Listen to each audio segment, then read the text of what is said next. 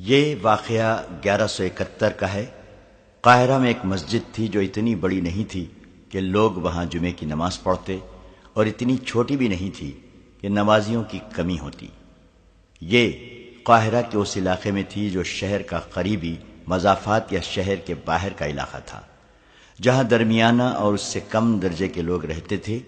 مذہب کا احترام انہی لوگوں کے دلوں میں رہ گیا تھا، مگر ان کی بدنصیبی یہ تھی کہ تعلیم سے بے بہرہ تھے، جذباتی استدلال اور دلکش الفاظ سے فوراً متاثر ہوتے اور انہیں قبول کر لیتے تھے۔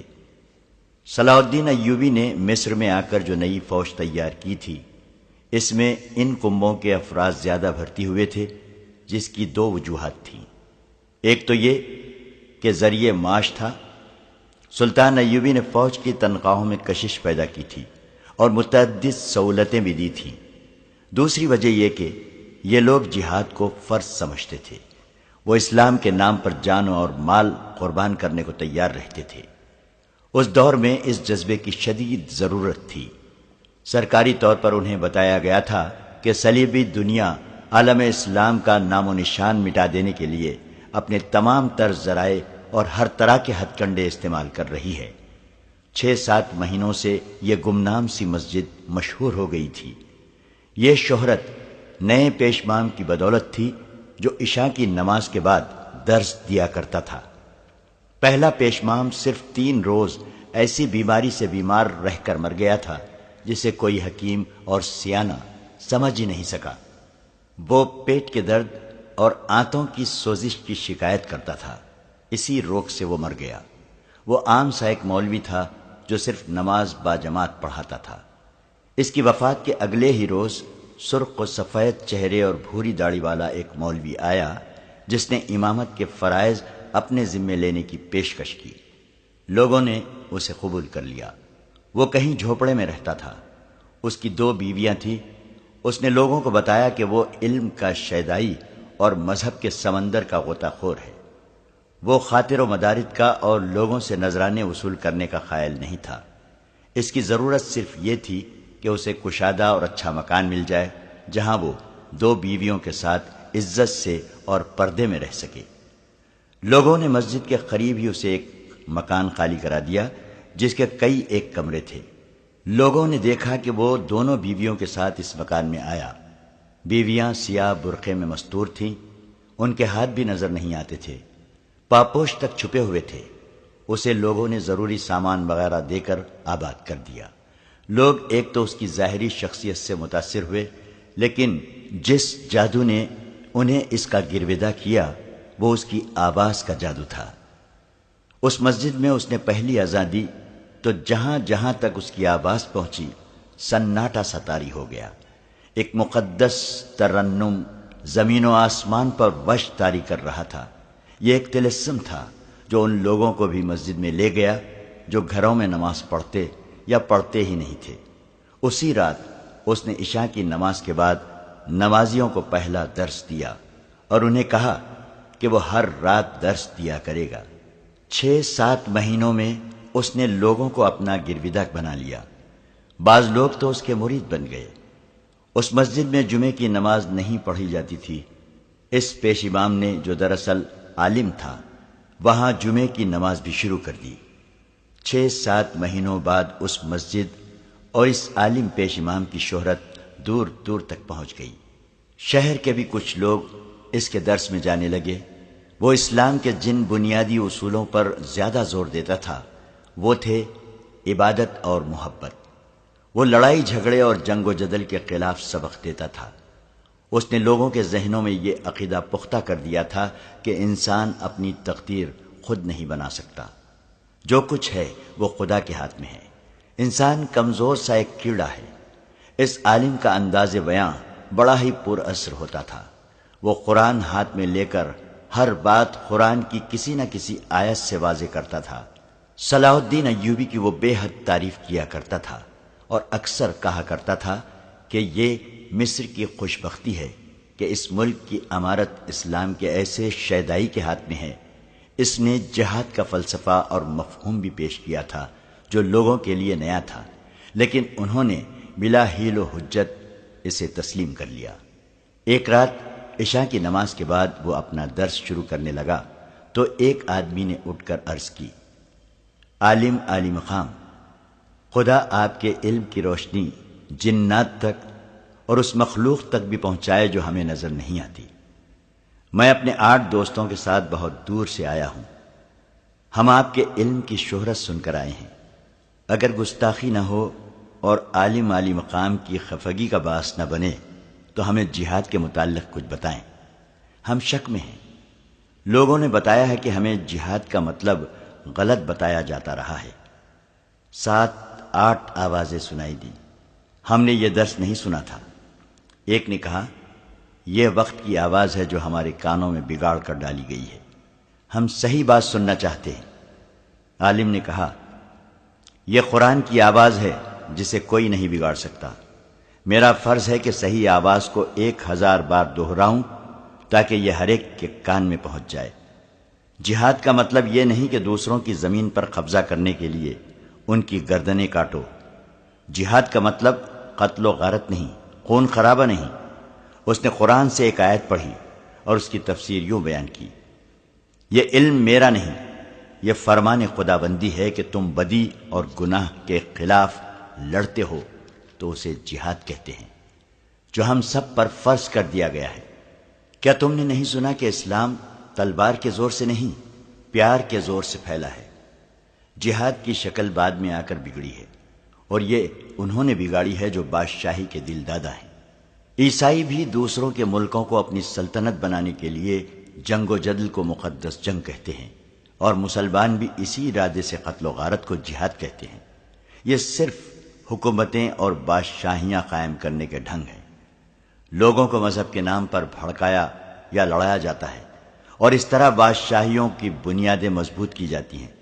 تو کیا امیر مصر صلاح الدین ایوبی ہمیں گمراہ کر کے لڑا رہا ہے؟ اس آدمی نے پوچھا جس نے جہاد کا صحیح مطلب سمجھنا چاہا تھا۔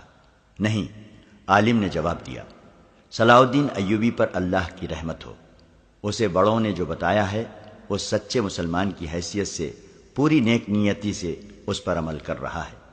اس کے دل میں عیسائیوں کی نفرت ڈالی گئی ہے، وہ اس کے مطابق عمل کر رہا ہے۔ ذرا غور کرو کہ عیسائی اور مسلمان میں کیا فرق ہے؟ دونوں کا نبی مشترک ہے، آگے آ کر ذرا اختلاف پیدا ہو گیا ہے۔ حضرت عیسیٰ محبت اور امن کا پیغام لائے تھے، ہمارے رسول صلی اللہ علیہ وسلم بھی محبت کا پیغام دے گئے ہیں۔ پھر تلوار اور ذرہ بختر کہاں سے آ گئی؟ یہ ان لوگوں کی لائی ہوئی چیزیں ہیں جو خدا کی اتنی پیاری زمین پر، جس پر صرف اسی کی ذات باری کی حکمرانی ہے، وہ اپنی حکومت قائم کرتے ہیں اور خدا کے بندوں کو اپنا غلام بناتے ہیں۔ میں امیر مصر کے دربار میں حاضری دوں گا اور اس کی خدمت اقدس میں جہاد کا صحیح نقطۂ نظر واضح کروں گا۔ امیر مصر صلاح الدین ایوبی نے صحیح جہاد شروع کر رکھا ہے جو جہالت اور بے علمی کے خلاف ہے۔ اس نے خطبے سے خلیفہ کا نام نکال کر بہت بڑا جہاد کیا ہے۔ اس نے مدرسے کھول کر بھی جہاد کیا ہے، لیکن مدرسوں میں یہ خرابی ہے کہ جہاں مذہب اور معاشرت کی تعلیم دی جاتی ہے وہاں عسکری تربیت بھی دی جاتی ہے۔ بچوں کو خدا کے نام پر غارت گری کے سبق دیے جاتے ہیں، انہیں تیغ زنی اور تیر اندازی بھی سکھائی جاتی ہے۔ جب تم اپنے بچوں کے ہاتھوں میں تلوار اور تیر کمان دو گے تو انہیں یہ بھی بتاؤ گے کہ ان سے وہ کیسے ہلاک کریں۔ ظاہر ہے کہ تم انہیں کچھ انسان دکھاؤ گے اور کہو گے کہ وہ تمہارے دشمن ہیں، انہیں ہلاک کرو۔ عالم کی آواز میں ایسا تاثر تھا اور اس کے دلائل میں اتنی کشش تھی کہ سننے والے مسحور ہوتے جا رہے تھے۔ اس نے کہا، اپنے بچوں کو دوزخ کی آگ سے بچاؤ، اس کے ساتھ تم بھی دوزخ میں جاؤ گے، کیونکہ اپنے بچوں کو غلط راستے پر ڈالنے والے تم تھے۔ تمہیں جنت میں اپنے بادشاہ اور فوجوں کے سالار نہیں لے جائیں گے، پیش امام اور وہ عالم دین لے جائیں گے جن کے ہاتھ میں مذہب اور علم کی قندیل تھی۔ تم دنیا میں ان کے پیچھے چلو گے تو وہ روز قیامت میں بھی تمہیں اپنے پیچھے جنت میں لے جائیں گے۔ روز قیامت جس کے ہاتھ انسان کے خون سے لال ہوں گے، اسے ساری عمر کے اچھے اعمال اور ساری عمر کی نمازوں کے باوجود دوزخ میں ڈال دیا جائے گا۔ ایک نقطہ اور سمجھ لو، تم زکوٰۃ بیت المال کو دیتے ہو، بیت المال حاکم وقت کا ہوتا ہے، زکوٰۃ غریبوں اور ناداروں کا حق ہے، حاکم وقت غریب اور نادار نہیں ہوتا۔ تمہاری زکوٰۃ جو بیت المال میں جاتی ہے اس سے گھوڑے اور ہتھیار خریدے جاتے ہیں جو انسانوں کو ہلاک کرنے کے کام آتے ہیں، لہذا جو فرض ادا کر کے تم جنت میں جا سکتے ہو وہ فرض ادا کر کے بھی تم دوزخ میں ٹھکانہ بناتے ہو، لہذا زکوٰۃ بیت المال میں نہ دو۔ عالم نے موضوع بدلا اور کہا، بہت سی باتیں عام ذہن کے انسانوں کی سمجھ میں نہیں آتی، انہیں بتاتا بھی کوئی نہیں۔ کیا تم نہیں دیکھتے کہ تمہارے اندر ایک ایسی حیوانی جذبہ ہے؟ کیا تم عورت کی ضرورت محسوس نہیں کرتے؟ کیا یہی جذبہ نہیں ہے جو تمہیں بدکاری کے اڈوں پر لے جاتا ہے؟ یہ جذبہ خدا نے خود پیدا کیا ہے، یہ کسی انسان کا پیدا کردہ نہیں، تم اس کی تسکین کر سکتے ہو۔ اس لیے خدا نے تمہیں حکم دیا ہے کہ بیک وقت گھر میں 4 بیویاں رکھو۔ اگر تم غریب ہو اور ایک بیوی بھی نہیں لا سکتے تو کسی عورت کو اجرت دے کر اس حیوانی جذبے کی تسکین کر سکتے ہو جو تم میں خدا نے پیدا کیا ہے، اور انسان اسی جذبے کی پیداوار ہے۔ مگر بدی سے بچو، 1 2 2 3 3 4 4 بیویاں گھر میں رکھو، ان بیویوں کو اور اپنی بیٹیوں کو گھروں میں چھپا کر رکھو۔ میں دیکھ رہا ہوں کہ جوان لڑکیوں کو بھی عسکری تربیت دی جا رہی ہے اور انہیں بھی گھوڑ سواری اور شتر سواری سکھائی جا رہی ہے۔ زنانہ مدرسوں میں انہیں زخموں کی مرہم پٹی اور انہیں سنبھالنے کے طریقے سکھائے جا رہے ہیں تاکہ وہ میدان جنگ کے زخمیوں کو سنبھالیں اور اگر ضرورت پڑے تو لڑیں بھی۔ یہ ایک بدعت ہے، اپنی لڑکیوں کو اس بدعت سے بچاؤ۔ اپنے باتیں اپنے ان دوستوں اور پڑوسیوں کو بھی سناؤ جو مسجد میں نہیں آتے۔ خدا کے احکام اور کارناموں میں مت دخل دو، یہ بہت بڑا گناہ ہے۔ عالم نے درس ختم کیا تو سامعین، جن کی تعداد اتنی ہو گئی تھی کہ بہت سے لوگ پیچھے کھڑے تھے، مسجد میں بیٹھنے کو جگہ نہ تھی، اٹھ کر عالم سے ہاتھ ملانے اور جانے لگے۔ بعض نے اس کے ہاتھ چومے، جھک کر مصافحہ تو ہر کسی نے کیا، ایک ایک کر کے سب لوگ چلے گئے، صرف 2 آدمی عالم کے سامنے بیٹھے رہے۔ ان میں سے ایک وہ آدمی تھا جس نے کہا تھا کہ مجھے جہاد کے متعلق بتائیے۔ اس آدمی نے لمبا چوغا پہن رکھا تھا، سر پر چھوٹی سی پگڑی اور اس پر چوڑا پھولدار رومال پڑا ہوا تھا۔ اس کی داڑھی لمبی اور سیاہ اور مونچھیں گھنی تھیں، لباس سے وہ درمیانہ درجے کا آدمی معلوم ہوتا تھا۔ اس کی ایک آنکھ پر ہرے رنگ کا پٹی نما کپڑا تھا جو 2 دھاگوں سے اس کے سر کے ساتھ بندھا تھا۔ اس کپڑے نے اس کی ایک آنکھ ڈھانپ رکھی تھی۔ عالم کے پوچھنے پر اس نے بتایا تھا کہ اس کی یہ آنکھ خراب ہے۔ دوسرے آدمی کا لباس بھی معمولی سا تھا، اس کی بھی داڑھی لمبی اور گھنی تھی۔ مسجد میں عالم کے پاس یہی 2 آدمی رہ گئے تھے، ان کے ساتھ 6 اور آدمی تھے جو جہاد کا درس لینے آئے تھے۔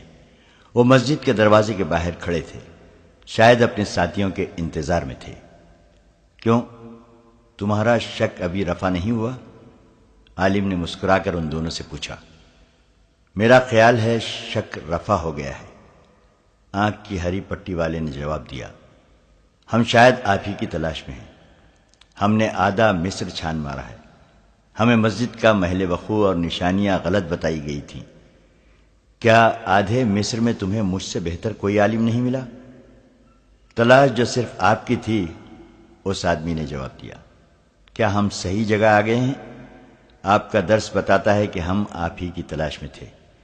عالم نے باہر کی طرف دیکھا اور بے توجہی کے انداز میں بولا، معلوم نہیں موسم کیسا رہے گا، بارش آئے گی، ہری پٹی والے نے کہا۔ آسمان بالکل صاف ہے، عالم نے کہا۔ ہم گھٹائیں لائیں گے، ہری پٹی والے نے کہا اور قہقہا لگایا۔ عالم مسکرایا اور رازداری سے پوچھا، کہاں سے آئے ہو؟ 1 مہینے سے ہم سکندریہ میں تھے، اس آدمی نے جواب دیا۔ اس سے پہلے شوبک میں تھے۔ مسلمان ہو؟ فدائی، ہری پٹی والے نے کہا۔ ابھی مسلمان ہی سمجھو، اور وہ اپنے ساتھی کے ساتھ بڑی زور سے ہنسا۔ میں آپ کو اس فن کا استاد مانتا ہوں، دوسرے نے عالم سے کہا۔ مجھے بالکل یقین نہیں آ رہا تھا کہ یہ آپ ہیں، آپ ناکام نہیں ہو سکتے اور کامیابی آسان بھی نہیں، عالم نے کہا۔ صلاح الدین ایوبی کو شاید تم نہیں جانتے، بے شک میں نے ان تمام لوگوں کے دلوں میں جہاد اور جنس کے متعلق اسلامی نظریات کے خلاف شکوک پیدا کر دیے ہیں، لیکن صلاح الدین ایوبی نے جو مدرسے کھولے ہیں وہ شاید ہماری کوششوں کو آسانی سے کامیاب نہ ہونے دیں۔ اس نے پوچھا، تم نے مجھے یہ کیوں کہا تھا کہ میں جہاد پر دست دوں؟ شوبک میں ہمیں بتایا گیا تھا کہ آپ کی سب سے بڑی نشانی یہی ہے۔ ہری پٹی والے نے جواب دیا، یہ تمام الفاظ جو آپ نے درس میں بولے ہیں ہمیں وہاں بتائے گئے تھے۔ ہمیں یہ بھی بتایا گیا تھا کہ آپ جہاد کے بعد جنسی جذبے کا ذکر ضرور کریں گے۔ آپ نے اپنا سبق بڑی محنت سے یاد کیا ہے۔ میرا نام کیا ہے؟ عالم نے پوچھا۔ کیا آپ ہمارا امتحان لینا چاہتے ہیں؟ اس آدمی نے جواب دیا۔ کیا آپ کو ہم پہ شک ہے؟ ہمیں ایک دوسرے کے نام نہیں، صرف نشانیاں بتائی جاتی ہیں۔ تم کس کام سے آئے ہو؟ عالم نے پوچھا۔ فدائی کس کام سے آیا کرتے ہیں؟ ہری پٹی والے نے پوچھا۔ تمہیں میرے پاس کیوں بھیجا گیا ہے؟ عالم نے پوچھا۔ ایک اونٹنی کے لیے، اس آدمی نے جواب دیا۔ آپ کے پاس 2 ہیں۔ ہمیں آپ کے پاس نہ بھیجا جاتا مگر آپ کو اطلاع مل گئی ہوگی کہ صلاح الدین ایوبی کے ایک نائب سالار رجب سوڈانی کے ساتھ شوبک سے 3 اونٹنیاں روانہ کی گئی تھیں۔ ان میں سے ایک ہمارے مقصد کے لیے تھی مگر معلوم نہیں کیا ہوا ہے کہ تینوں ماری گئی ہیں۔ رجب کی کھوپڑی اور ایک سب سے زیادہ خوبصورت اونٹنی صلاح الدین ایوبی کے پاس پہنچ گئی تھی، وہ بھی ختم ہو گئی۔ ہاں، عالم نے آہ بھر کر کہا، ہمیں بہت بڑا نقصان ہوا۔ صلاح الدین کا ایک بڑا ہی کارآمد سالار جو ہمارے قبضے میں تھا جلاد کی نظر ہو گیا۔ اندر چلو، یہ جگہ محفوظ نہیں۔ وہ دونوں عالم کے ساتھ اٹھے اور باہر نکل گئے۔ باہر جو 6 آدمی کھڑے تھے وہ اندھیرے میں بکھر گئے۔ وہ اب عالم کے گھر میں داخل ہوئے۔ صاف ستھرا گھر تھا، کئی کمرے تھے۔ 2-3 کمروں میں سے گزر کر وہ ایسے کمرے میں چلے گئے جو زمین پر ہی تھا لیکن زیر زمین معلوم ہوتا تھا۔ اس کے سامنے کوڑا کباڑ بکھرا ہوا تھا۔ دروازے کے باہر تالا لگا ہوا تھا۔ صاف پتہ چلتا تھا کہ یہ دروازہ برسوں سے نہیں کھولا گیا اور کھولا بھی نہیں جائے گا۔ ایک پہلو میں کھڑکی تھی، اسے ہاتھ لگایا تو کھل گئی۔ عالم اندر گیا، اس کے پیچھے یہ دونوں آدمی اندر چلے گئے۔ اندر سے کمرہ خوب سجا ہوا تھا۔ دیوار کے ساتھ سنہری سلیب لٹک رہی تھی۔ اس کے ایک طرف حضرت عیسیٰ کی دستی تصویر اور دوسری طرف مریم کی تصویر تھی۔ عالم نے کہا، یہ میرا گرجا ہے اور پناہ گاہ بھی۔ خطرے کی صورت میں آپ کے پاس کیا انتظام ہے؟ آنکھ کی ہری پٹی والے نے پوچھا اور مشورہ دیا۔ آپ کو سلیب اور یہ تصویریں اس طرح سامنے نہیں رکھنی چاہیے تھیں۔ یہاں تک کسی کے آنے کا خطرہ نہیں، عالم نے جواب دیا اور ہنس کر کہا، مسلمان بڑی سیدھی اور جذباتی قوم ہے۔ یہ قوم جذباتی الفاظ اور سنسنی خیز دلائل پر مرتی ہے۔ جنس انسان کی سب سے بڑی کمزوری ہے۔ میں ان لوگوں میں یہ کمزوری ابھار رہا ہوں، انہیں یہ سبق دے رہا ہوں کہ 4 شادیاں فرض ہیں۔ آہستہ آہستہ انہیں بدکاری کی طرف راغب کر رہا ہوں۔ مذہب کے نام پر تم مسلمان سے بدی بھی کرا سکتے ہو اور نیکی بھی۔ ہاتھ میں قرآن دیکھ کر بات کرو تو یہ لوگ احمقانہ باتوں کے بھی قائل ہو جاتے ہیں اور جھوٹ کو بھی سچ مان لیتے ہیں۔ میرا تجربہ کامیاب ہے۔ میں یہاں اپنے جیسا ایک گروہ پیدا کر لوں گا جو مسجد میں بیٹھ کر اور قرآن مجید ہاتھ میں لے کر ان لوگوں کے جذبہ جہاد کو اور کردار کو قتل کر دے گا۔ عورت کے متعلق میں ان لوگوں کے نظریات بدل رہا ہوں۔ صلاح الدین نے عورتوں کو بھی عسکری تربیت دینی شروع کر دی ہے۔ میں انہیں بتا رہا ہوں کہ عورت کو گھر میں قید رکھو۔ میں اس قوم کی نصف آبادی کو بیکار کر دوں گا۔ فوج کے خلاف نفرت پیدا کرنا ضروری ہے۔ ہری پٹی والے کے ساتھی نے کہا، صلاح الدین ایوبی نے یہی کمال کر دکھایا ہے کہ قوم اور فوج کو ایک کر دیا ہے۔ وہ اس وقت اعلان کر دے کہ یروشلم فتح کرنا ہے تو مصر کی ساری آبادی اس کے ساتھ چل پڑے گی، لیکن وہ ایسا کرے گا نہیں۔ عالم نے کہا، وہ دانشمند ہے، وہ جذباتی لوگوں کو پسند نہیں کرتا۔ وہ صرف ایک تربیت یافتہ سپاہی کو 100 غیر تربیت یافتہ جوشیلے آدمیوں پر ترجیح دیتا ہے۔ وہ کھوکھلے نعروں سے قوم کو بھڑکاتا نہیں، حقیقت کی بات کرتا ہے۔ یہ ہمارا کام ہے کہ اس کی قوم کو حقیقت اور تربیت سے دور رکھیں اور اسے جذباتی بنا دیں۔ اس قوم میں شعور کے بجائے جوش رہ جائے، وہ جوش جس میں حقیقت پسندی اور دانش مندی نہ ہو، دشمن کے پہلے تیر سے ہی ٹھنڈا پڑ جاتا ہے، خواہ تیر قریب سے گزر جائے۔ ہم ان میں صرف جوش رہنے دیں گے۔ تم نے سنا ہے کہ میں اپنے درس میں صلاح الدین ایوبی کی بہت تعریف کر رہا تھا۔ یہ باتیں تو ہم بعد میں کر لیں گے، اس آدمی نے کہا۔ دونوں اونٹنیاں دکھا دیں اور یہ بتائیں کہ ہمیں یہاں کس وقت اور کس طرح پناہ مل سکتی ہے، اور یہاں اپنا کوئی اور آدمی رہتا ہے یا نہیں؟ نہیں، عالم نے جواب دیا، یہاں اور کوئی نہیں رہتا۔ ان کے درمیان کوئی شک و شبہ نہیں رہا تھا، وہ خفیہ الفاظ میں ایک دوسرے کو پہچان چکے تھے۔ عالم کمرے سے نکل گیا، واپس آیا تو اس کے ساتھ دو بڑی ہی خوبصورت اور جوان لڑکیاں تھیں، جن کے متعلق اس نے لوگوں کو بتایا تھا کہ وہ اس کی بیویاں ہیں۔ انہیں وہ سر سے پاؤں تک برقعے میں چھپا کر لایا تھا، مگر ان دو آدمیوں کے سامنے وہ بے پردہ آئیں۔ عالم نے ان کا تعارف دونوں آدمیوں سے کرایا اور الماری میں سے شراب کی بوتل نکالی۔ ایک لڑکی گلاس لے آئی اور شراب گلاسوں میں ڈالی گئی۔ ان دونوں آدمیوں نے شراب کو ہاتھ نہ لگایا۔ پہلے کام کی باتیں کر لیں، ہری پٹی والے نے کہا۔ ہمیں دو آدمیوں کو قتل کرنا ہے۔ دوسرے نے کہا، صلاح الدین ایوبی کو اور علی بن سفیان کو۔ ہماری مجبوری یہ ہے کہ ہم نے دونوں کو نہیں دیکھا، ہمیں دونوں آدمی دکھا دیں۔ کیا آپ نے انہیں دیکھا ہے؟ اتنا دیکھا ہے کہ دونوں کو اندھیرے میں بھی پہچان سکتا ہوں۔ عالم نے کہا، میں نے جو مہم شروع کر رکھی ہے اس کے لیے ضروری تھا کہ دونوں کو اچھی طرح پہچان لوں۔ علی بن سفیان اتنا ذہین اور گھاگ ہے کہ اپنے کسی جاسوس کو یہاں بھیجنے کے بجائے خود یہاں آ سکتا ہے۔ اگر وہ بھیس بدل کر میرے سامنے آئے تو بھی میں اسے پہچان لوں گا۔ اور صلاح الدین ایوبی کے متعلق کیا خیال ہے؟ ہری پٹی والے نے پوچھا۔ اسے بھی خوب پہچانتا ہوں، عالم نے جواب دیا۔ ہری پٹی والے نے اپنے دونوں ہاتھ اپنی کن پٹیوں پر رکھے، داڑھی کو پکڑا اور ہاتھوں کو نیچے کو جھٹکا دیا۔ اس کی لمبی داڑھی اور گھنی مونچھیں اس کے چہرے سے الگ ہو گئی۔ پیچھے چھوٹی سی داڑھی رہ گئی جو نہایت اچھی طرح تراشی ہوئی تھی، مونچھیں بھی تراشیدہ تھیں۔ لمبی داڑھی اور گھنی مونچھیں مصنوعی تھیں جو اب اس کے ہاتھ میں لے رکھی تھی۔ اس نے آنکھ سے ہری پٹی بھی نوچ کر پرے پھینک دی۔ عالم جہاں تھا وہیں بت بن گیا، اس کی آنکھیں ٹھہر گئیں، اس کا منہ کھل گیا۔ دونوں لڑکیاں حیران و ششدر کبھی اس آدمی کو دیکھتی جس نے اپنا ہر روپ اتار دیا تھا، کبھی عالم کو دیکھتی جس کا رنگ لاش کی طرح ہو گیا تھا۔ عالم کے منہ سے حیرت اور گھبراہٹ میں ڈوبی ہوئی سرگوشی نکلی۔ صلاح الدین ایوبی؟ ہاں دوست، اسے جواب ملا، میں صلاح الدین ایوبی ہوں۔ تمہاری شہرت سن کر تمہارا درس سننے آیا تھا۔ صلاح الدین ایوبی نے اپنے ساتھی کی داڑھی کو مٹھی میں لے کر جھٹکا دیا تو اس کی داڑھی چہرے سے الگ ہو گئی۔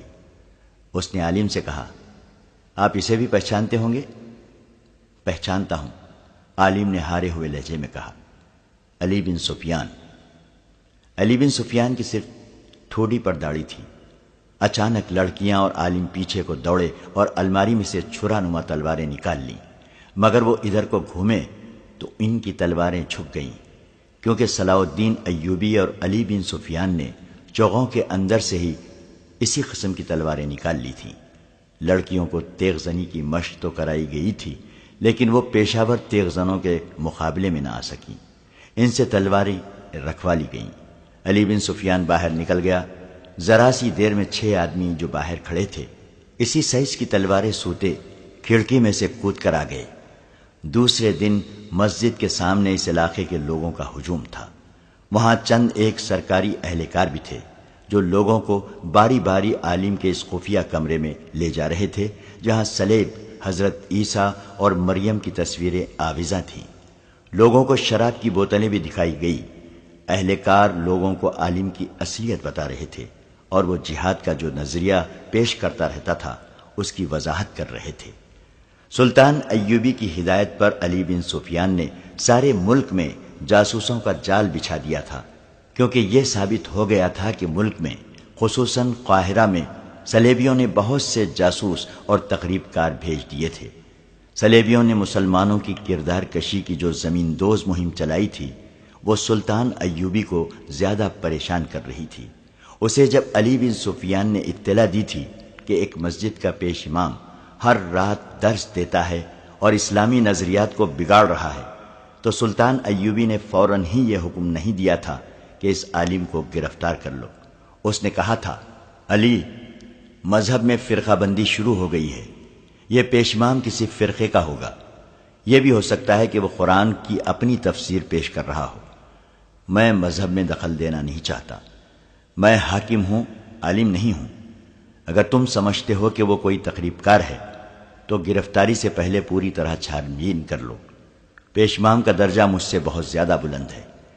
علی بن سفیان خود اس مسجد میں درس سننے نہیں گیا تھا، کیونکہ اسے شک تھا کہ اگر یہ پیش امام واقعی دشمن کا بھیجا ہوا تقریب کار ہے تو اسے پہچانتا ہوگا۔ اس نے اپنے ذہین سراغ رساں مسجد میں بھیجے تھے جو 10-12 مرتبہ وہاں گئے، اور انہوں نے جو درس سنے وہ من و ان علی بن سفیان کو سنا دیے۔ آخر ایک رات اس صلیبی عالم نے جہاد پر درس دیا اور یہ تعویل پیش کی جو سلطان صلاح الدین ایوبی نے بھی سنی۔ سراغ رساں نے یہ درس علی بن سفیان کو سنایا تو کوئی شک نہ رہا۔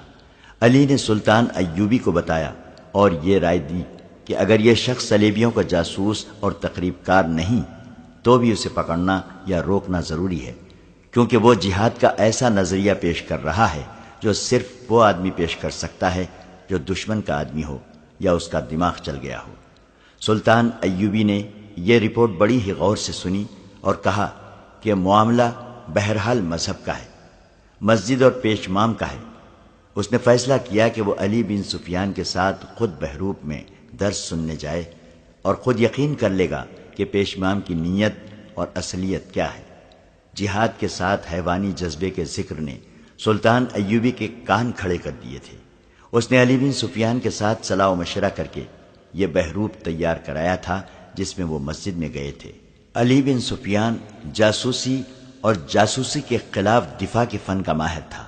اس نے سلطان ایوبی کو اپنی ایک اور کامیابی سے آگاہ کر دیا تھا، وہ یہ تھی کہ فیض الفاطمی کو جس صلیبی لڑکی نے موقع پر گرفتار کرایا اور احمد کمال نام کے ایک کماندار کی خاطر اسلام قبول کرنے اور اس کے ساتھ شادی کرنے کی خواہش ظاہر کی مگر ماری گئی تھی، اس نے وہ خفیہ الفاظ اور اشارے بتائے تھے جو صلیبی جاسوس ایک دوسرے کو پہچاننے کے لیے استعمال کرتے تھے۔ اس کی نشاندہی پر چند ایک مسلمان بھی پکڑے گئے تھے جو صلیبیوں سے زر و جواہرات اور خوبصورت لڑکیاں لے کر ان کے لیے جاسوسی کرتے تھے۔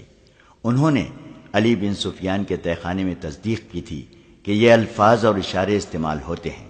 اشارے یہ تھے کہ جاسوس جو ایک دوسرے سے پہلی بار ملتے اور ایک دوسرے کے متعلق یقین کرنا چاہتے تھے، ان میں سے ایک آسمان کی طرف دیکھ کر کہتا تھا، معلوم نہیں موسم کیسا رہے گا۔ وہ ایسی بے پرواہی کے سے لہجے میں کہتا تھا جیسے یوں ہی اسے موسم کا خیال آ گیا ہو۔ دوسرا کہتا تھا، بارش آئے گی۔ اسے جواب ملتا تھا، آسمان بالکل صاف ہے۔ اور دوسرا کہتا تھا، ہم گھٹائیں لائیں گے۔ اور وہ قہقہہ لگاتا تھا۔ قہقہے کی ضرورت یہ ہوتی تھی کہ یہ مکالمہ کوئی اور سن لے یا دوسرا آدمی جاسوس نہ ہو تو وہ یہ سمجھے کہ اس آدمی نے مذاق کیا ہے۔ علی بن سفیان کو بتایا گیا تھا کہ یہ خفیہ مکالمہ اس وقت بدلا جائے گا جب یہ ظاہر ہو جائے گا۔ دوسری بات جو علی نے معلوم کی تھی وہ یہ تھی کہ جاسوس ایک دوسرے کو اپنا نام نہیں بتاتے۔ ان کا ہیڈ کوارٹر فلسطین کا ایک قصبہ شوبک تھا جو ایک قلعہ تھا۔ یہ صلیبیوں کا جاسوسی کا مرکز تھا۔ ان انکشافات کے سہارے سلطان ایوبی اور علی بن سفیان بہروپ میں مسجد میں چلے گئے۔ انہوں نے جہاد کے درس کی خواہش ظاہر کی تو عالم نے خواہش پوری کر دی۔ پھر وہ اس کے پاس اکیلے رہ گئے اور ان خفیہ مکالموں نے عالم کو بے نقاب کر دیا۔ اس نے بعد میں بیان دیا تھا کہ وہ اتنا کچا جاسوس نہیں تھا کہ وہ اجنبی آدمیوں کے آگے اپنا آپ ظاہر کر دیتا۔ اسے ان خفیہ الفاظ نے پھنسایا کیونکہ یہ مکالمہ ہر ایک جاسوس کو بھی معلوم نہیں ہوتا۔ یہ جاسوسوں کے اعلیٰ درجے کا مکالمہ ہے، اس سے نیچے اس سے کوئی جاسوس واقف نہیں ہوتا۔ اس مکالمے کے بعد کا قہقہہ خاص طور پر قابل ذکر تھا۔ اس کے بغیر ایک دوسرے پر اپنا راز فاش نہیں کیا جاتا تھا۔ سلطان ایوبی نے قہقہا لگایا تھا، وہ اپنے ساتھ 6 بازوں کو بھی لے گیا تھا تاکہ بوقت ضرورت مدد دے۔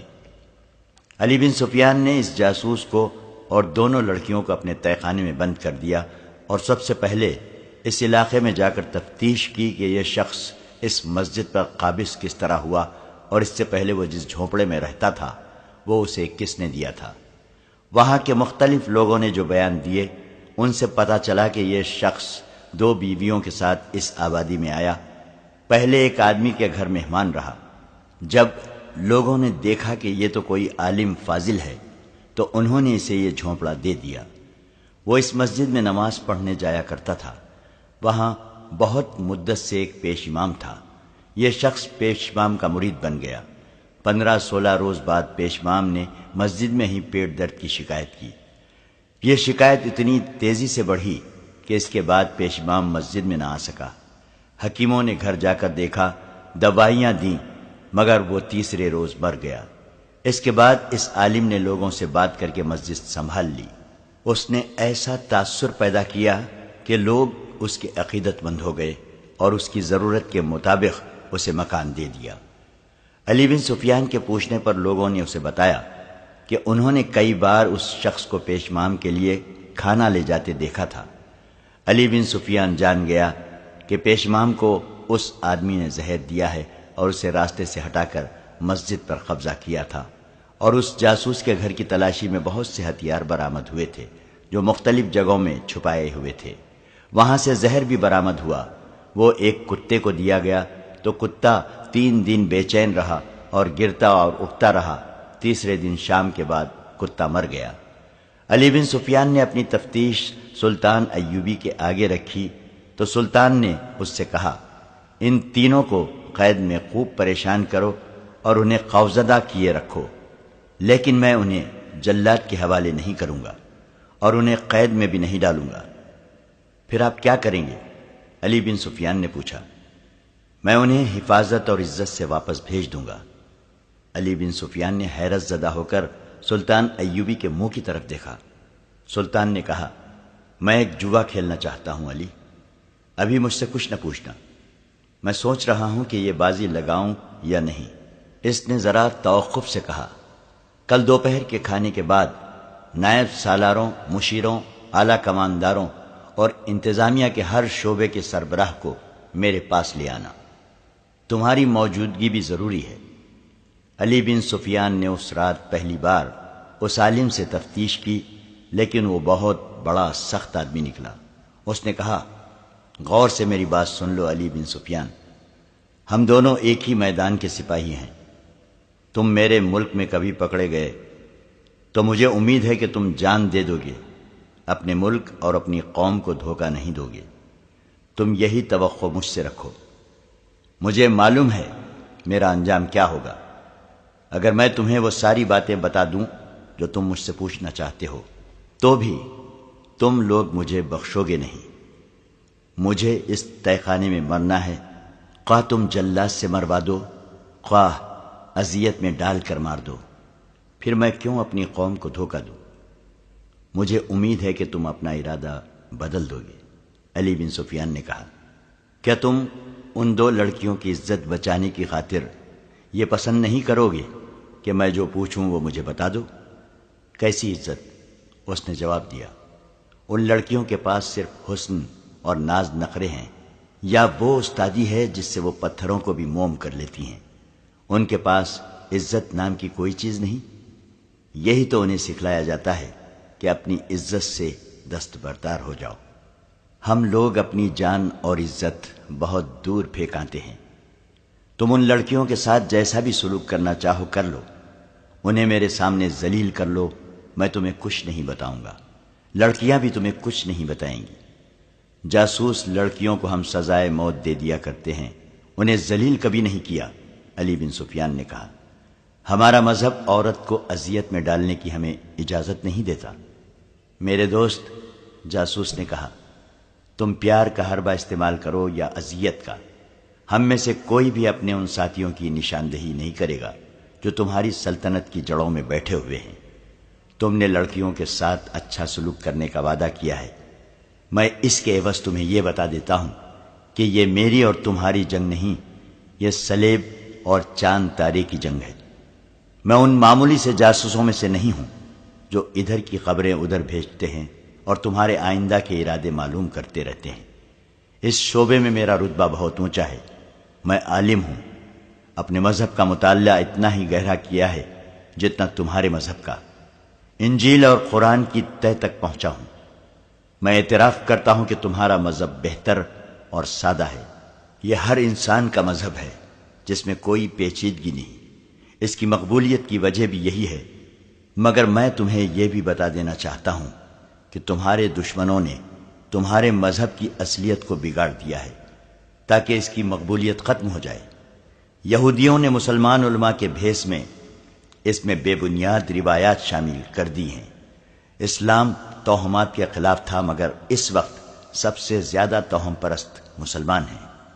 میں نے چاند گرہن اور سورج گرہن کے وقت مسلمانوں کو سجدے کرتے اور نذرانے دیتے دیکھا ہے، اور ایسی کئی بدعتیں تمہارے مذہب میں شامل کر دی گئی ہیں۔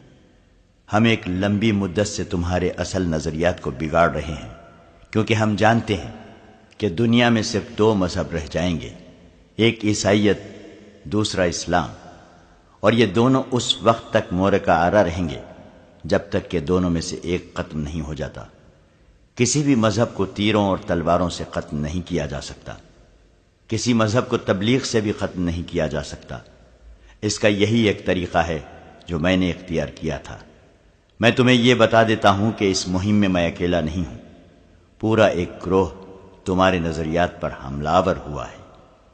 علی بن سفیان اس کے سامنے ٹہل رہا تھا اور اس کی باتیں غور سے سن رہا تھا۔ اس نے عالم جاسوس کے پاؤں میں بیڑیاں اور ہاتھوں میں ہتھکڑیاں ڈال رکھی تھیں۔ اس کا ارادہ تو یہ تھا کہ اس جاسوس کو بھی ہر جاسوس کی طرح اذیتوں کے ساتھ اسی مرحلے میں سے گزارے گا جہاں کسی بھی لمحے جاسوس سارے راز اگل دیتے ہیں۔ لیکن اس نے قید خانے کے ایک محافظ کو بلا کر اس آدمی کی بیڑیاں اور ہتھکڑیاں کھلوا دیں اور اس کے لیے پانی اور کھانا منگوایا۔ اس نے کہا، میرے اس سلوک کو اگلوانے کا حربہ نہ سمجھنا، ہم عالموں کی قدر کیا کرتے ہیں، خواہ وہ کسی بھی مذہب کے ہوں۔ میں تم سے کچھ نہیں پوچھوں گا، جو کچھ بتانا پسند کرتے ہو بتا دو، اور میں تمہاری قدر کرتا ہوں علی۔ عالم جاسوس نے کہا، میں نے تمہاری بہت تعریف سنی ہے، تم میں فن کا کمال بھی ہے اور جذبے کی حرارت بھی۔ تمہارے لیے سب سے بڑا اعزاز اور کیا ہو سکتا ہے کہ صلیبی بادشاہ تمہیں قتل کرانا چاہتے ہیں۔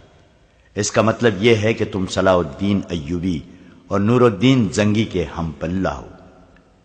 میں تمہیں بتا رہا تھا کہ میں نے علم سے یہ حاصل کیا ہے کہ کسی قوم کے تہذیب و تمدن اور مذہب کو بگاڑ دو تو فوجوں کے حملے اور جنگ و جدل کی ضرورت باقی نہیں رہتی۔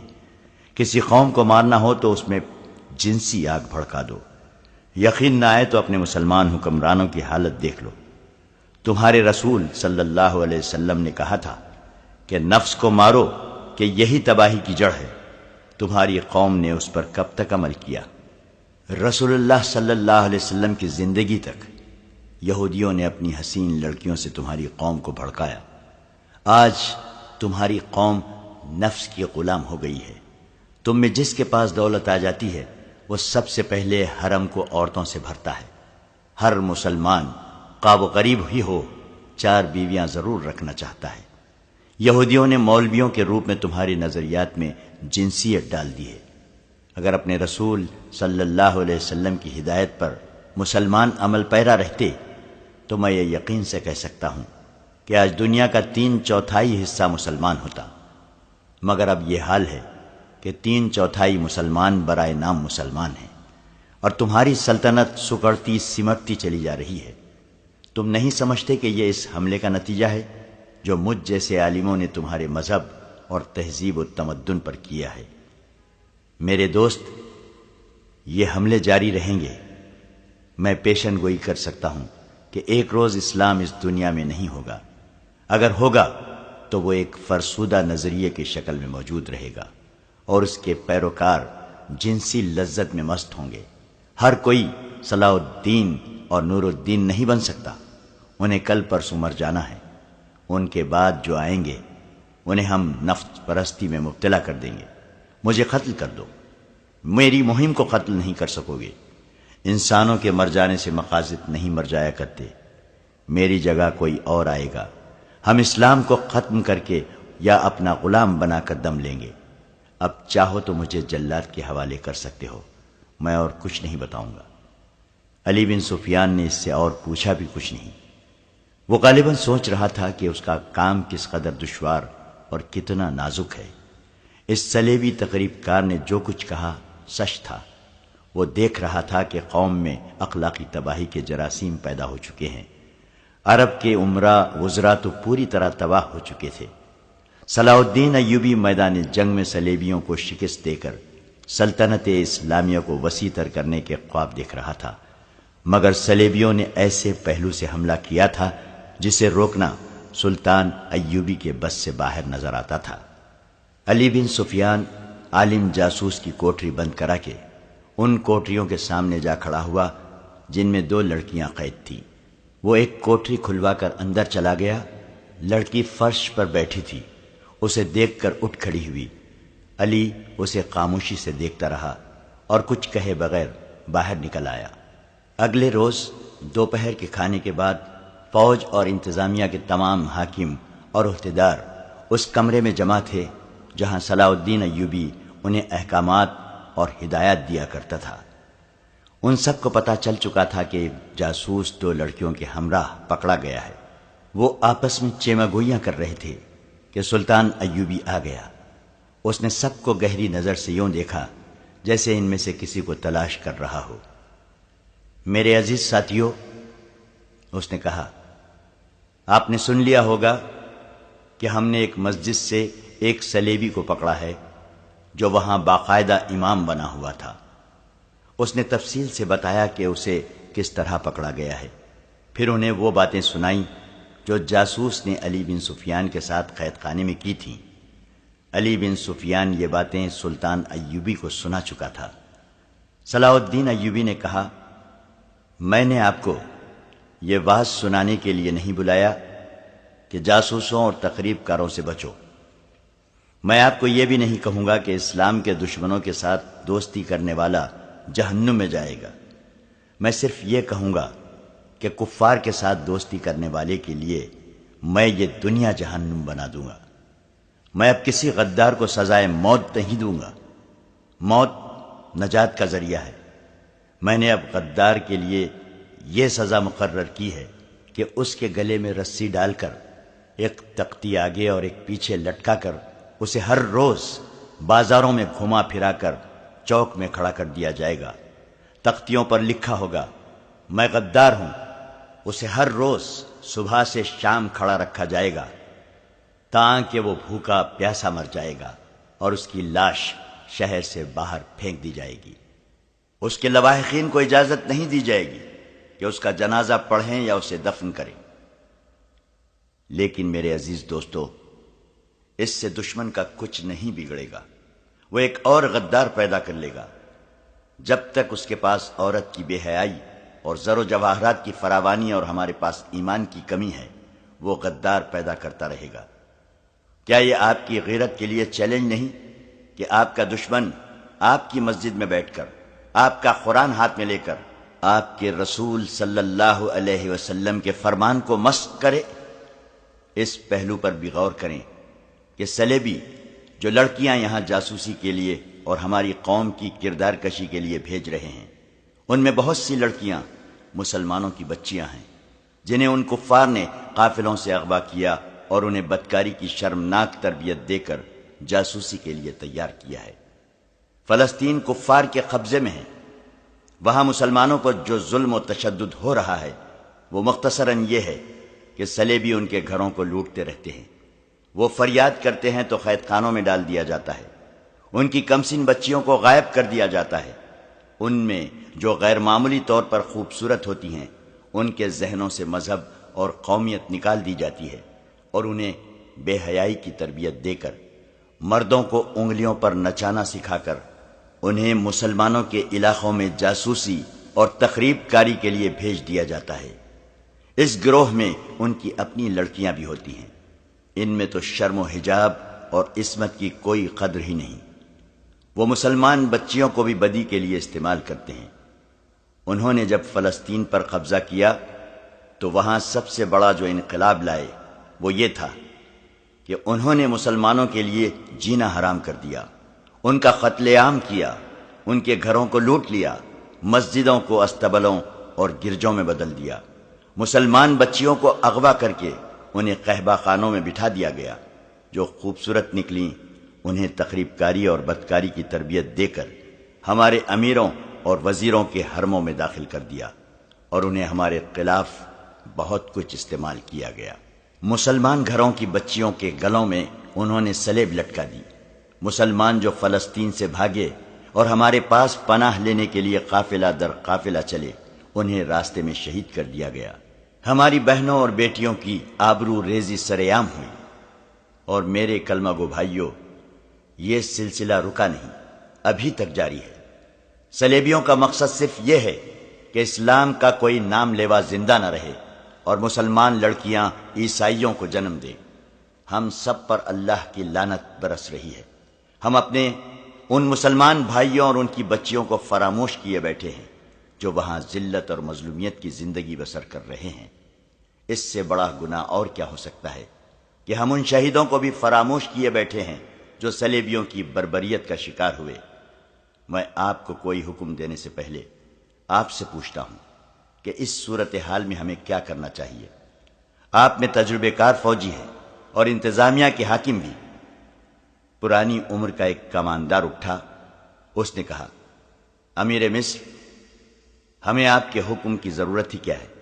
یہ حکم خداوندی ہے کہ تمہارے پڑوس میں مسلمان نسل پر ظلم ہو رہا ہو اور وہاں کے مسلمان خدا کو مدد کے لیے پکار رہے ہوں، تو ہم پر فرض عائد ہوتا ہے کہ اس ملک پر فوج کشی کر کے اپنے کلمہ گو بھائیوں کو نجات دلائیں۔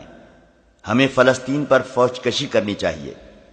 نائب سالار کے رتبے کے ایک اور شخص نے اٹھ کر جوش سے کہا، کفار پر فوج کشی سے پہلے آپ ان مسلمان حاکموں اور امراء پر فوج کشی کریں جو در پردہ کفار کے ہاتھ مضبوط کر رہے ہیں۔ ہمارے لیے یہ صورتحال باعث شرم ہے کہ ہماری صفوں میں غدار بھی ہیں۔ فیض الفاطمی کے رتبے کا آدمی غدار ہو سکتا ہے تو چھوٹے عہدوں پر کیا بھروسہ کیا جا سکتا ہے؟ ایک مسلمان بچی کی آبرو ریزی کا انتقام لینے کے لیے ساری قوم کو فنا ہو جانا چاہیے، مگر یہاں ہماری ایک پوری نسل کی آبرو ریزی ہو رہی ہے اور ہم سوچ رہے ہیں کہ ہمیں کیا کرنا چاہیے۔ صلیبیوں نے ہماری بچیوں کو بدکاری کے لیے تیار کیا اور ہم سے ان کے ساتھ بدکاری کرا رہے ہیں۔ محترم امیر، اگر میں جذباتی نہیں ہو گیا ہوں تو مجھے یہ تجویز پیش کرنے کی اجازت دیں کہ ہمیں فلسطین لینا ہے۔ صلیبیوں نے ہمارے قبلہ اول کو بدکاری کا مرکز بنا دیا ہے۔ ایک اور آدمی اٹھا، لیکن سلطان ایوبی نے ہاتھ کے اشارے سے اسے بٹھا دیا اور کہا، میں یہی سننا چاہتا تھا۔ آپ میں سے جو میرے قریب رہتے ہیں جانتے ہیں کہ میرا اولین ہدف فلسطین ہے۔ میں مصر کی عمارت کے فرائض سنبھالتے ہی فلسطین پر حملہ کرنا چاہتا تھا، مگر 2 سال سے زیادہ عرصہ گزر گیا۔ ایمان فروشوں نے مجھے مصر میں ایسا الجھایا ہے جیسے میں دلدل میں پھنس گیا ہوں۔ ذرا ان 2 سالوں کے واقعات پر غور کریں۔ آپ صلیبی تقریب کاروں اور غداروں کے خلاف لڑ رہے ہیں۔ سوڈانیوں کو ہمارے خلاف لڑانے والے ہم میں سے ہی ہیں۔ سوڈانی حبشیوں سے مصر پر حملہ کرانے والے ہمارے اپنے سالار اور کماندار تھے۔ وہ اس قومی خزانے سے تنخواہ لیتے تھے جس میں قوم کا پیسہ ہے اور جس میں خدا کے نام پر دی ہوئی زکوٰۃ کا پیسہ ہے۔ میں نے اس امید پر 2 سال گزار دیے ہیں کہ میں جاسوسوں، انہیں پناہ اور مدد دینے والوں اور ایمان فروشوں کو ختم کر کے فلسطین پر حملہ کروں گا، لیکن میں اس نتیجے پر پہنچا ہوں کہ تخریب کاری کا یہ سلسلہ کبھی ختم نہ ہوگا۔ کیوں نہ اس چشمے کو جا کر بند کیا جائے جہاں اسلام دشمنی کے سامان پیدا کیے جاتے ہیں۔ ہم صلیبیوں کو خود موقع دے رہے ہیں کہ وہ ہماری صفوں میں غدار پیدا کرے۔ میں نے آپ کو آج اس لیے بلایا ہے کہ فلسطین پر حملے میں اب زیادہ تاخیر نہیں ہوگی۔ فوج کی جنگی مشقیں اور تربیت تیز کر دو، مجاہدین کو لمبے عرصے کا محاصرہ کرنے کی مشق کراؤ۔ مجھے ترک اور شامی دستوں پر پورا اعتماد ہے۔ مصریوں اور وفادار سوڈانیوں میں جذبہ پیدا اور پختہ کرنے کی ضرورت ہے۔ ان میں دشمن کے خلاف قہر، غضب پیدا کر دو۔ یہ اسی صورت میں ممکن ہوگا کہ ان میں غیرت پیدا کرو اور انہیں بتاؤ کہ وہ تمہاری بہنیں اور بیٹیاں ہیں جو صلیبیوں کی درندگی کا شکار ہو رہی ہیں۔ آپ میں انتظامیہ کے جو حضرات ہیں ان کے ذمے یہ فرض ہے کہ وہ مسجدوں کے پیش اماموں سے کہیں کہ لوگوں پر جہاد کی غرض و عافیت واضح کریں اور نو عمر لڑکوں میں عسکری خیالات پیدا کریں۔ کوئی بھی پیش امام یا خطیب اسلامی نظریات کو غلطی سے یا دانستہ غلط رنگ میں پیش کرتا ہے، اسے امامت کے فرائض سے سبکدوش کر دے۔ اگر کردار مضبوط ہو تو کوئی کشش اور کوئی انگیخت گمراہ نہیں کر سکتی۔ ذہنوں کو فارغ نہ رہنے دے، کھلا چھوڑ دے، ورنہ دشمن انہیں استعمال کرے گا۔ فوجوں کے کوچ کے احکامات آپ کو جلد ہی مل جائیں گے۔ اللہ آپ کا حامی اور ناصر ہے۔ 7 روز گزر گئے۔ عالم جاسوس اور دونوں لڑکیوں کو سلطان ایوبی نے ملاقات کے لیے بلایا۔ انہیں لایا گیا تو سلطان ایوبی نے کہا کہ انہیں دوسرے کمرے میں بٹھا دو۔ ان کے پاؤں میں بیڑیاں اور ہاتھوں میں زنجیریں تھیں۔ انہیں جس کمرے میں بٹھایا گیا تھا وہ سلطان ایوبی کے خاص کمرے کے ساتھ تھا۔ دونوں کے درمیان ایک دروازہ تھا جس کا ایک کواڑ کھلا ہوا تھا۔ سلطان ایوبی کمرے میں ٹہل رہا تھا۔ اس نے ٹہلتے ٹہلتے کہا، میں فوری طور پر کرک پر حملہ کرنے کا فیصلہ کر چکا ہوں۔ کرک فلسطین کا ایک قلعہ نما قصبہ تھا۔ دوسرا مشہور قصبہ شوبک تھا۔ یہ بھی ایک مضبوط قلعہ تھا۔ شوبک کو صلیبیوں نے مرکز بنا رکھا تھا۔ صلیبی بادشاہ اور اعلیٰ کمانڈر شوبک میں ہی اکٹھا ہوا کرتے تھے۔ یہیں صلیبیوں کی انٹیلیجنس کا ہیڈ کوارٹر تھا اور یہ جاسوسوں کا ٹریننگ کیمپ بھی تھا۔ سلطان ایوبی کے فوجی اور شہری انتظامیہ کے حلقوں میں یہ خیال یقین کی حد تک تھا کہ سلطان ایوبی سب سے پہلے شوبک پر حملہ کرے گا، کیونکہ اس جگہ کی اہمیت ہی ایسی تھی۔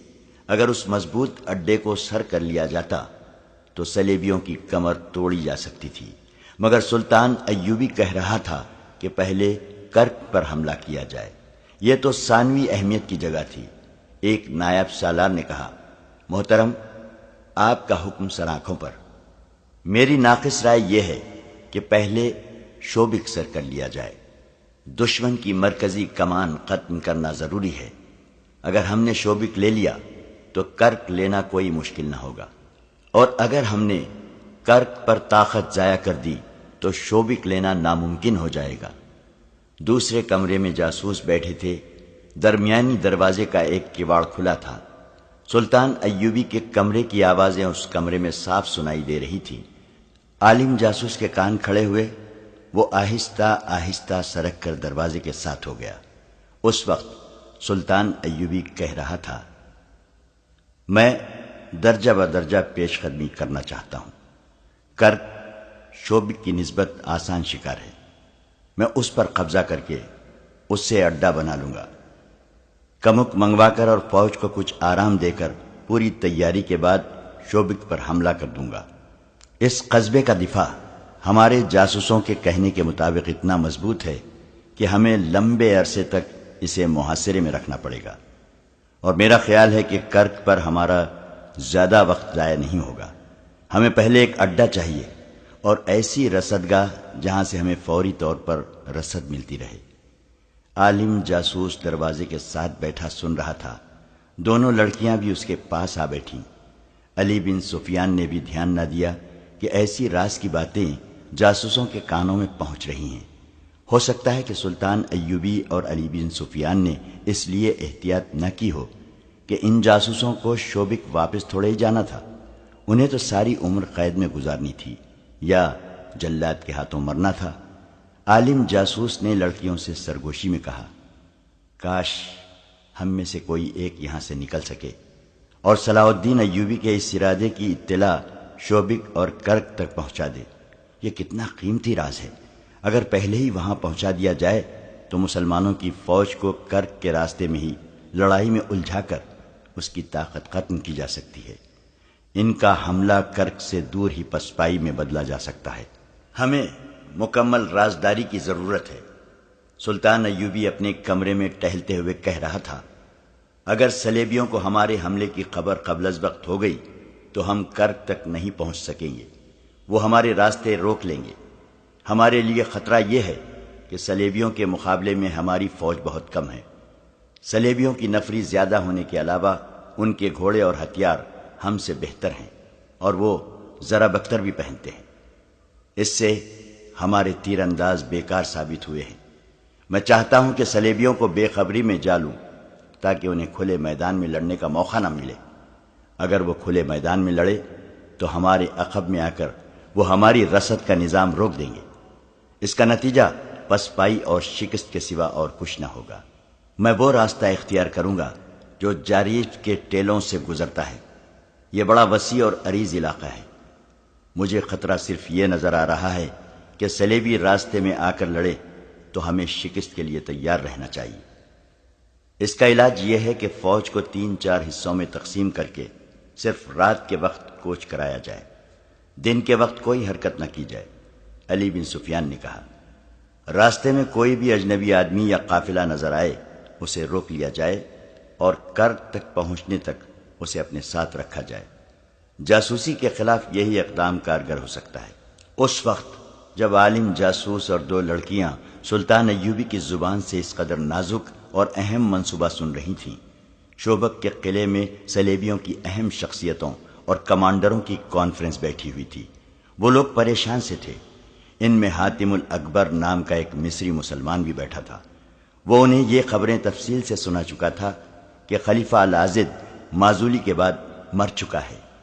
مصر اب بغداد کے خلیفہ کے تحت آ گیا ہے اور صلیبیوں کا وفادار مسلمان نائب سالار رجب پر اسرار طریقے سے مارا جا چکا ہے۔ وہ جن 3 لڑکیوں کو شوبک سے لے گیا تھا وہ ماری جا چکی ہیں، اور صلیبیوں کا ایک اور وفادار مسلمان فوجی حاکم فیض الفاطمی بھی جلاد کے ہاتھوں مروا دیا گیا ہے۔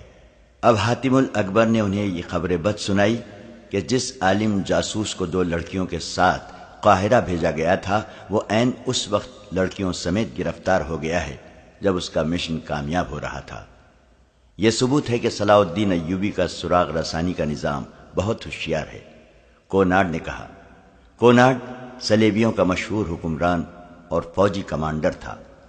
اس نے کہا، ان لڑکیوں کو وہاں سے آزاد کرانا ممکن نہیں۔ نہایت اچھی لڑکیاں ضائع ہوتی جا رہی ہیں۔ صلیب کی خاطر ہمیں یہ قربانی دینی پڑے گی۔ صلیبیوں کے ایک اور بادشاہ اور فوجی کمانڈر گے اف لوزنیانان نے کہا، ہمیں بھی مرنا ہے۔ ہمارے جو آدمی پکڑے گئے ہیں انہیں بھول جاؤ، ان کی جگہ اور آدمی بھیجو۔ یہ 2 لڑکیاں کہاں سے آئی تھیں؟ اس نے پوچھا۔ اور وہ 3 لڑکیوں کون تھی جو رجب کے ساتھ ماری گئی تھی؟ ان میں 2 عیسائی تھیں۔ ان کے انٹیلیجنس کے سربراہ نے جواب دیا۔ دونوں اطالوی تھیں اور 3 مسلمان تھیں۔ انہیں بچپن میں اڑا لیا گیا تھا۔ بہت خوبصورت تھیں۔ جوانی تک انہیں یاد نہیں رہا تھا کہ وہ مسلمان تھیں۔ ہم نے انہیں بچپن میں ہی اس فن کی تربیت دینی شروع کر دی تھی۔ یہ شک نہیں کیا جا سکتا تھا کہ انہیں چونکہ معلوم تھا کہ وہ مسلمان ہیں، اس لیے انہوں نے ہمیں دھوکہ دیا۔ مسلمان تھی تو کیا؟ کوناڈ نے کہا، اور حاتم الاکبر کی طرف اشارہ کر کے کہا، ہمارا پیارا دوست حاتم بھی تو مسلمان ہے، کیا اسے اپنے مذہب کا پاس نہیں؟ اس نے شراب کا گلاس حاتم کے ہاتھ میں دے کر کہا، حاتم جانتا ہے کہ صلاح الدین ایوبی مصر کو غلامی کی زنجیروں میں جکڑنا چاہتا ہے اور وہ اسلام کے نام پر کھیل رہا ہے۔ ہم مصر کو آزاد کرانا چاہتے ہیں۔ اس کا طریقہ یہی ہے کہ سلطان صلاح الدین ایوبی کو مصر میں چین سے بیٹھنے نہ دیا جائے۔ حاتم الاکبر صلیبیوں کی شراب میں بدمست اس کی تائید میں سر ہلا رہا تھا۔ اس نے کہا، میں اب وہاں ایسا انتظام کروں گا کہ آپ کا کوئی آدمی وہاں پکڑا نہیں جائے گا۔ اگر ہم مصر میں یہ زمین دوز گڑبڑ جاری نہ رکھتے تو صلاح الدین ہم پر کبھی کا حملہ کر چکا ہوتا۔ ایک صلیبی کمانڈر نے کہا، یہ ہماری کامیابی ہے کہ ہم اس کی طاقت اس کے اپنے آدمیوں پر ضائع کر رہے ہیں؟ کیا اس کے اور علی بن سفیان کے خاتمے کا ابھی کوئی انتظام نہیں ہوا؟ کونارڈ نے پوچھا۔ کئی بار ہو چکا ہے، انٹیلیجنس کے سربراہ نے کہا، لیکن کامیابی نہیں ہوئی۔ ناکامی کی وجہ یہ ہے کہ دونوں پتھر قسم کے انسان ہیں، نہ شراب پیتے ہیں نہ عورت کو پسند کرتے ہیں، اس لیے نہ انہیں شراب میں کچھ دیا جا سکتا ہے نہ عورت کے ہاتھوں مروایا جا سکتا ہے۔ اب کامیابی کی توقع ہے۔ ایوبی کے باڈی گارڈز میں 4 آدمی فدائی ہیں، انہیں میں نے بڑی چابک دستی سے وہاں تک پہنچایا ہے۔ جب بھی موقع ملا وہ دونوں کو یا ایک کو ختم کر دیں گے۔ کیا ہمارے ہاں ایوبی کے بھیجے ہوئے جاسوس ہیں؟ گے آف لوزینان نے پوچھا۔ یقیناً ہیں، انٹیلیجنس کے سربراہ نے جواب دیا۔ جب سے ہم نے مصر میں اور ادھر شام میں جاسوسی اور تباہ کاری کا سلسلہ شروع کیا ہے، صلاح الدین نے بھی اپنے جاسوس ہمارے ہاں بھیج دیے ہیں۔ ان میں سے 2 پکڑے گئے ہیں، وہ اذیتوں سے مر گئے مگر اپنے کسی تیسرے ساتھی کی نشاندہی نہیں کی۔ ان کی کامیابی کس حد تک ہے؟ بہت حد تک، دوسرے نے جواب دیا۔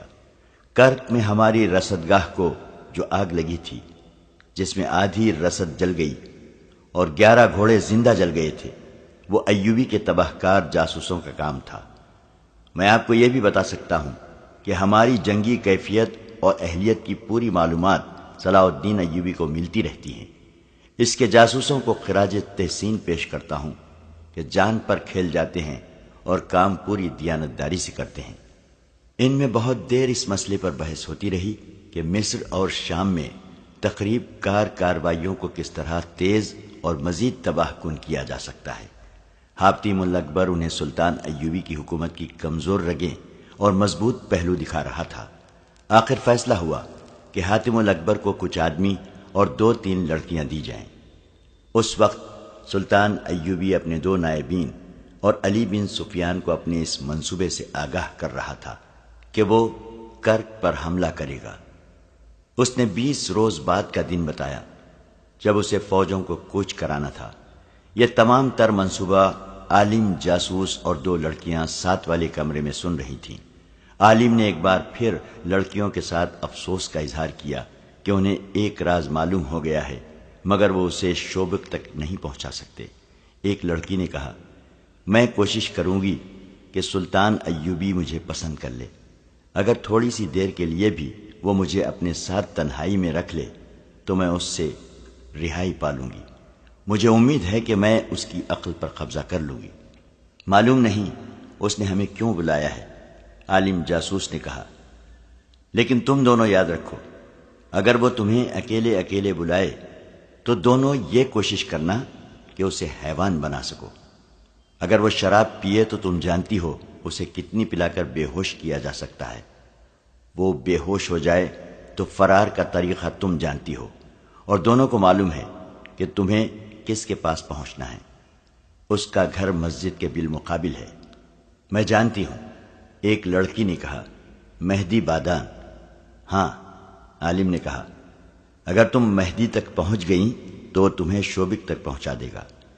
میرے فرار کا تو سوال ہی پیدا نہیں ہوتا۔ تم نے ایوبی کا منصوبہ سن لیا ہے۔ کوچ کی تاریخ یاد رکھو، راستہ یاد کر لو۔ کوچ رات کے وقت ہوا کرے گا، دن کے وقت اس کی فوج کوئی حرکت نہیں کرے گی۔ حملہ کرک پر ہوگا۔ مجھے امید ہے کہ یہ اطلاع قبل از وقت پہنچ گئی تو ہماری فوج ایوبی کو راستے میں روک لے گی۔